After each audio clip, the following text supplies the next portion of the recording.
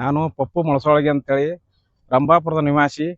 ಯಾಕಂದ್ರೆ ನಮ್ಮಲ್ಲಿ ಮಶಾನ ಇದೆ, ಜಾಗ ಇದೆ. ಆ ಜಾಗವನ್ನು ಇನ್ನೊಬ್ರು ಕಬಳಿಸಿ ಅಲ್ಲಿ ಕಂಪೌಂಡ್ ಕಟ್ತಾ ಇದ್ದಾರೆ.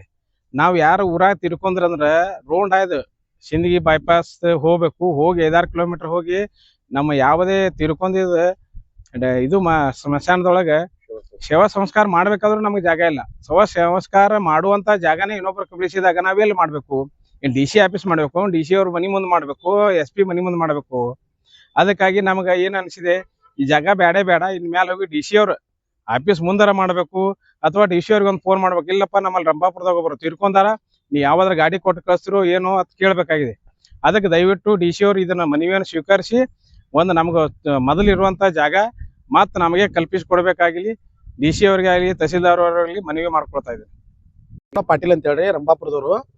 ನಮ್ದು ಇವತ್ತು ಮಾನ್ಯ ಜಿಲ್ಲಾಧಿಕಾರಿಗಳಿಗೂ, ಜಿಲ್ಲಾ ವರಿಷ್ಠಾಧಿಕಾರಿಗಳಿಗೂ ಮತ್ತು ಜಿಲ್ಲಾ ಉಸ್ತುವಾರಿ ಸಚಿವರಿಗೂ, ಶಾಸಕರಿಗೂ, ತಹಸೀಲ್ದಾರ್ DC ಅವರಿಗೂ ಒಂದು ರುದ್ರಭೂಮಿ ಸಲುವಾಗಿ ಹೋರಾಟ ಸಲುವಾಗಿ ಬಂದಿದ್ದೀವಿ. ನಮ್ಮ ಸುಮಾರು 40 ವರ್ಷದಿಂದ ರುದ್ರಭೂಮಿ 3 ಎಕರೆ ಸರ್ಕಾರದಿಂದ ಮಂಜೂರಾಗ್ಯದ.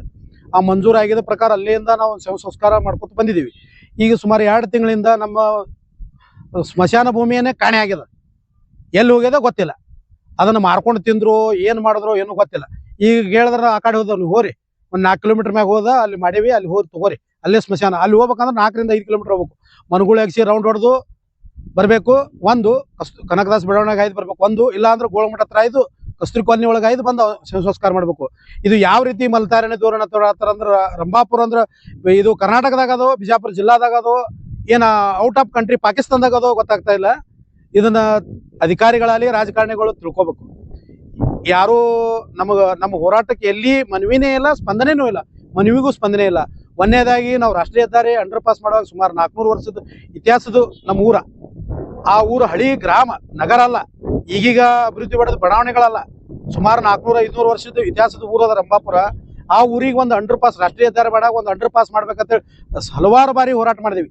ಜಿಲ್ಲಾ ಉಸ್ತುವಾರಿ ಸಚಿವರಿಗೆ ಹೇಳಿದೀವಿ, ಶಾಸಕರಿಗೆ ಹೇಳಿದೀವಿ, ಜಿಲ್ಲಾಧಿಕಾರಿಗೆ ಹೇಳಿದೀವಿ, MP ಅವ್ರಿಗೆ ಹೇಳಿದೀವಿ. ಯಾರು ನಮ್ಮ ಮನವಿಗೆ ಇನ್ನೂವರೆಗೆ ಸ್ಪಂದನೆ ಮಾಡಿಲ್ಲ. ಅದು ಆದ್ರೂ ಕೂಡ ಇಲ್ಲಿವರೆಗೂ ನಾವು ಮೌನವಾಗಿದ್ದೀವಿ.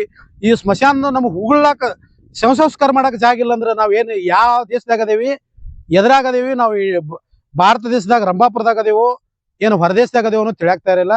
ಇನ್ನು ಮುಂದೆ ಆಗುವ ಘಟನೆಗಳಿಗೆ ಸರ್ಕಾರೇ ಹೊಣೆ, ಜಿಲ್ಲಾ ಆಡಳಿತನೇ ಹೊಣೆ, MLA MP ಗಳೇ ಹೊಣೆ. ನಾವು ಇನ್ನು ಎಷ್ಟು ದಿವಸ ನಮ್ಮ ಕಡೆ ಮಾತಾಗ್ಯದ. ಇನ್ನು ನಾವಂತರೂ ಉಗ್ರವಾದ ಹೋರಾಟ ಮಾಡ್ತೀವಿ, ರಸ್ತೆ ಚಳುವಳಿ ಮಾಡ್ತೀವಿ. ಅದಕ್ಕೆ ಸರ್ಕಾರೇ ಹೊಣೆ ಆಗ್ತದ. ಅದಕ್ಕೆ ಸರ್ಕಾರಕ್ಕೆ ಏನ್ ಮಾಡ್ತೀರಿ ಮಾಡ್ರಿ, ನಮ್ದು ಅಂಡರ್ ಪಾಸ್ ಒಂದು ಬಗೆಹರಿಸ್ಕೊಡ್ರಿ. ಒಂದೇದು ಸುಮಾರು 4-5 ಆಕ್ಸಿಡೆಂಟ್ ಆಗ್ಯಾವು, ವಾರನಾಗ 1-2 ಸಣ್ಣ ಪುಟ್ಟ ಆಕ್ಸಿಡೆಂಟ್ ಆಗ್ತಾವು.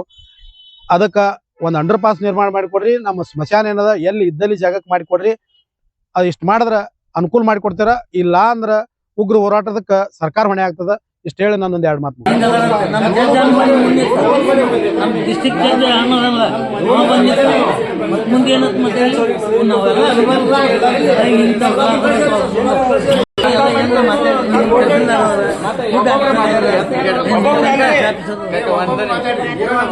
ಏನು ಈ ಕೆಲಸ ಯಾರ ಕಡೆ ಆಕೈತಿ ಅನ್ನೋದನ್ನ ನಾವೆಲ್ಲ ಕೂತು ವಿಚಾರ ಮಾಡಬೇಕು. ಇದು ಏನು ಹೊಂಟಿವಲ್ಲ, ಸುಮ್ಮನೆ ಮನೆ ಕೊಟ್ಟರು ಸಾಹೇಬ್ ಕೊಟ್ಟರು, ಸಾಹೇಬ್ ನಮ್ಮ ಕಡೆ ಕೊಡ್ತಾರೆ, ನಾವು ಬರ್ಬೇಕು. ಅವಾಗ ಸರ್ ಹೌದು, ನಾವು ಹೇಳ್ತೀವಿ. ನಾವು ಐತಲ್ಲ ಅದರದ್ದು ಸರ್ ಇವ್ರು ಬಂದಾರ, ನೆಗೋಸಿಯೇಷನ್ ಮಾಡ್ತಾ ಇದ್ದೀವಿ ಸರ್. ಸದ್ಯ ಸಿಚುವೇಶನ್ ಪೀಸ್ಫುಲ್ ಇದೆ ಸರ್. ಮಾತಾಡ್ತೀವಿ 2 ನಿಮಿಷ. ಇದನ್ನು ಏನು ಇದೀಲ್ಲ, ಯಾವಾಗಾದ್ರೂ ಮತ್ತೆ ನಾವೇ ಮಾಡ್ಬೇಕು ಸರ್. ನಾವು ಮಾಡಿಕೊಡ್ತೀವಿ, ಕೈ ಕಟ್ಸೋಬೇಡಿ, ನಾನೇ ಬರ್ತೀವಿ. ಆಪ್ಷನ್ ಸಿಗಲ್ರಿ ಮುಂದೆ ಆಪ್ಷನ್ ಸಿಗುದಿಲ್ರಿ ನಮಗೆ. 100% ಗೊತ್ತದ್ರಿ.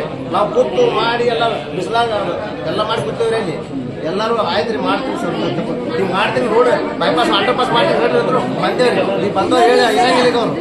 ಈಗ ಒಳಗೆ ಹೋಗಿದ್ರು ಹೇಳಂಗಿಲ್ಲ ಅವ್ರು, ಹೇಳಂಗೇ ಇಲ್ಲ ಅವರು. ಅವ್ರು ಹೇಳಂಗಿಲ್ರಿ. ಅಧಿಕಾರಿಗಳು ಕಾಂಟ್ಯಾಕ್ಟ್ ಮಾಡ್ತಾನೆ ಬರೋವ್ರಿ. ನೀವು ಅಧಿಕಾರಿ ಅದ್ರಿ. ನಾವು ಹೇಳಿದ್ರೆ ಹಂಗ ಒಂದ ಇದ್ರಾಗ ಇರುದಿಲ್ಲ ಒಂದ ತುಟಿ ಹಳ ಕಡಿಬಾರ್ದಂಗ ಇದು ಅಲ್ರಿ ಹವೇಸ್ ಎಸ್ ಮಾಡಿ ಸರ್ ನೀವು ತೋರ್ಸಲಾಗಿದೆ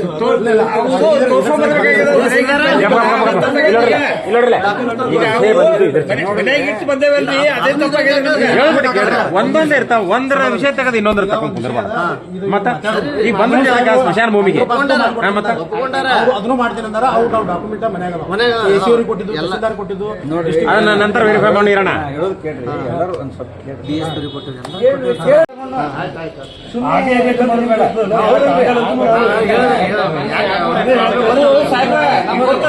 ಆಗಿಲ್ಲ ಅನ್ನೋದು ಗೊತ್ತದ್ರಿ ನಿಮ್ಗೆ ಕೇಳ್ತೀರಿ ಯಾಕಂದ್ರೆ ನಾವು ಈಗ ತೋಳ್ತಾನ ಬಿಡಂಗಿಲ್ರಿ ತೋಳ್ತಾನ ಬಿಡಲಿಲ್ಲ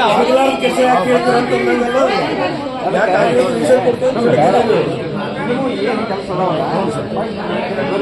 ನಾವು ನೀವು ಒಂದು 2 ನಿಮಿಷನೂ ಕೂಡ್ತಿರ್ತಿಲ್ಲ ನೀವು ಒಮ್ಮೆ ಆಲೋಚನೆ ಸಲ ಮೀಟಿಂಗ್ನಾಗ ಪರಿಹಾರ ಆಗಲ್ಲ ಇದು ಹಿಂಗೆ ಮಾಡಿದ್ರೆ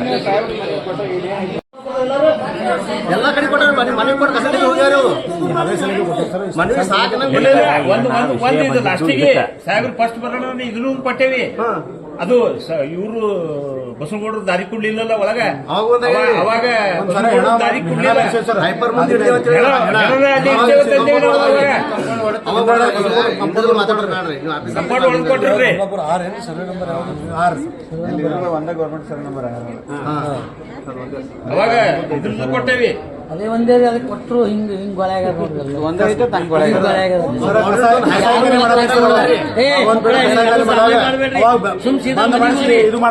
ದಾರಿ ಮಾಡಿದ್ರು ನೋಡ್ರಿ ಏನಂತ ನೀವೇ ಕೊಟ್ಟು ನೀವೇ ಕಸ್ಕೊಂಡು ನೀವೇ ಆಗಂಗಿಲ್ಲ ಪರಿಹಾರ ಆಗಂಗಿಲ್ಲ ವಿಷಯ ಸಾಹೇಬ್ರಿಗೆ ಒಂದು 4 ಜನ ಸಾಹೇಬ್ರಿಗೆ ಕರ್ಕೊಂಡು ಆಮೇಲೆ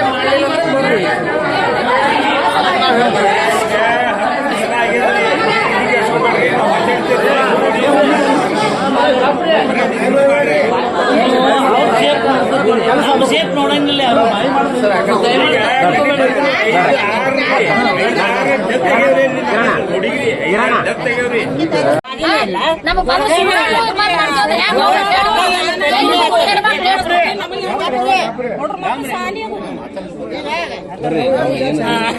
ಇರು ಮನಿ ಅಂತ ಹೇಳಿಲ್ಲ ಬರೀ ಹೂಗಳಾಗ